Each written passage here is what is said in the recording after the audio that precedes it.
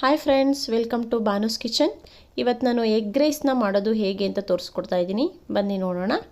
ಇದಕ್ಕೆ ನಾನು 2 ಈರುಳ್ಳಿ ತೊಗೊಂಡಿದ್ದೀನಿ, 1 ದೊಡ್ಡ ಟೊಮ್ಯಾಟೊ ತೊಗೊಂಡಿದ್ದೀನಿ, 1/2 ಟೇಬಲ್ ಸ್ಪೂನಷ್ಟು ಅಚ್ಚ ಖಾರದ ಪುಡಿ, 1/4 ಟೀ ಸ್ಪೂನಷ್ಟು ಗರಂ ಮಸಾಲ, 1/4 ಟೀ ಸ್ಪೂನಷ್ಟು ಅರಿಶಿನ ತೊಗೊಂಡಿದ್ದೀನಿ, ಕೊತ್ತಂಬರಿ ಸೊಪ್ಪು ಮತ್ತು 2 ಹಸಿಮೆಣಸಿನ್ಕಾಯಿ ತೊಗೊಂಡಿದ್ದೀನಿ, 4 ಮೊಟ್ಟೆ ತೊಗೊಂಡಿದ್ದೀನಿ, 1/4 ಕಪ್ಪಷ್ಟು ಕ್ಯಾರೆಟು, 1/4 ಕಪ್ಪಷ್ಟು ಬೀನ್ಸ್ ಮತ್ತು 1/4 ಕಪ್ಪಷ್ಟು ಹಸಿ ಬಟಾಣಿ ತೊಗೊಂಡಿದ್ದೀನಿ. ರುಚಿಗೆ ತಕ್ಕಷ್ಟು ಉಪ್ಪು ಮತ್ತು 3 ಟೇಬಲ್ ಸ್ಪೂನಷ್ಟು ಆಯಿಲ್ ಬೇಕಾಗುತ್ತೆ.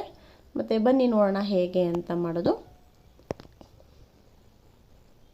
ಈಗ ಸ್ಟವ್ ಮೇಲೆ ಪ್ಯಾನ್ ಇಟ್ಟು ಅದಕ್ಕೆ 3 ಟೇಬಲ್ ಸ್ಪೂನಷ್ಟು ಆಯಿಲ್ ಆ್ಯಡ್ ಮಾಡ್ಕೊತಾ ಇದ್ದೀನಿ. ಆಯಿಲ್ಲು ಬಿಸಿಯಾಗಿದ್ದ ತಕ್ಷಣವೇ ಅದಕ್ಕೆ ಹಸಿರು ಮೆಣಸಿನ್ಕಾಯಿ ಮತ್ತು ಈರುಳ್ಳಿನ ಹಾಕ್ಕೊಂಡು ಸ್ವಲ್ಪ ಫ್ರೈ ಮಾಡ್ಕೊತೀನಿ.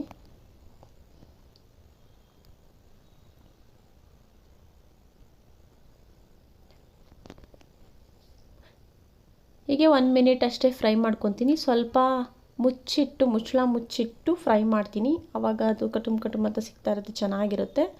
ತುಂಬ ಓವರಾಗೂ ಬೇಯಿಸಬೇಡಿ, 1 ಮಿನಿಟ್ ಅಷ್ಟೇ ಮುಚ್ಚಳ ಮುಚ್ಚಿಟ್ಟು ಬೇಯಿಸ್ಕೊಂಡ್ರೆ ಸಾಕು.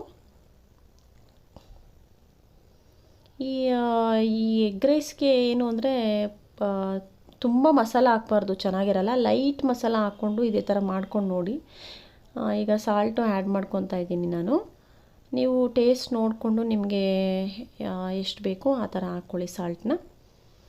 ಈಗ ಆಗಿದೆ, ಈರುಳ್ಳಿ ಚೆನ್ನಾಗಿ ಬೆಂದಿದೆ. ಇದಕ್ಕೆ ನಾನು ವೆಜಿಟೇಬಲ್ಸ್ ಎಲ್ಲ ಆ್ಯಡ್ ಮಾಡ್ಕೊತಾ ಇದ್ದೀನಿ. ಕ್ಯಾರೆಟು, ಹಸಿ ಬಟಾಣಿ ಮತ್ತು ಬೀನ್ಸ್ನ ಆ್ಯಡ್ ಮಾಡ್ಕೊತಾ ಇದ್ದೀನಿ.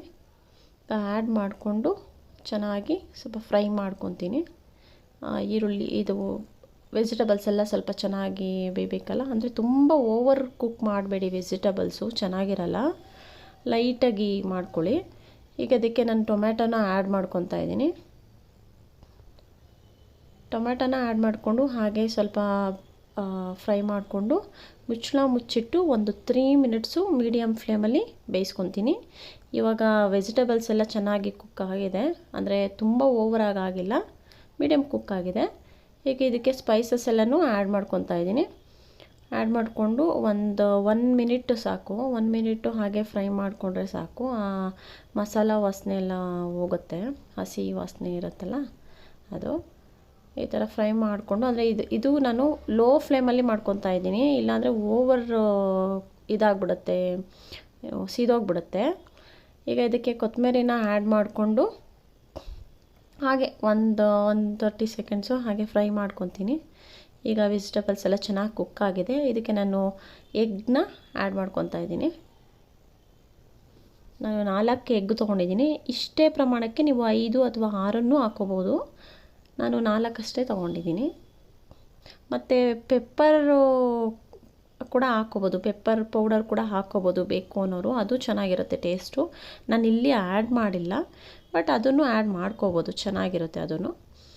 ನೋಡಿ ಇವಾಗ ಆಗಿದೆ. ಇದಕ್ಕೆ ನಾನು ಬಿಸಿ ಅನ್ನನ ಮಾಡಿಟ್ಕೊಂಡಿದ್ದೀನಿ. ಬಿಸಿ ಅನ್ನನ ಆ್ಯಡ್ ಮಾಡಿಕೊಂಡು ನೀಟಾಗಿ ಮಿಕ್ಸ್ ಮಾಡ್ಕೊತೀನಿ. ನಾನು ಇದು ರೈಸ್ಗೂ ಕೂಡ ಸಾಲ್ಟ್ ಹಾಕಿ ಬೇಯಿಸ್ಕೊಂಡಿದ್ದೀನಿ. ಒಂದು 1/2 ಟೇಬಲ್ ಸ್ಪೂನಷ್ಟು ಸಾಲ್ಟ್ ಹಾಕಿ ಬೇಯಿಸಿಟ್ಕೊಂಡಿದ್ದೆ. ನೀವು ನೋಡಿಕೊಂಡು ರೈಸ್ಗೆ ಹಾಕ್ಕೊಂಡು ಆಮೇಲೆ ಟೇಸ್ಟ್ ನೋಡಿ ಈ ಹಂತದಲ್ಲೂ ಕೂಡ ನೀವು ಆ್ಯಡ್ ಮಾಡ್ಕೋಬೋದು. ನೋಡಿ ಇವಾಗ ಎಗ್ ರೈಸ್ ರೆಡಿಯಾಗಿದೆ.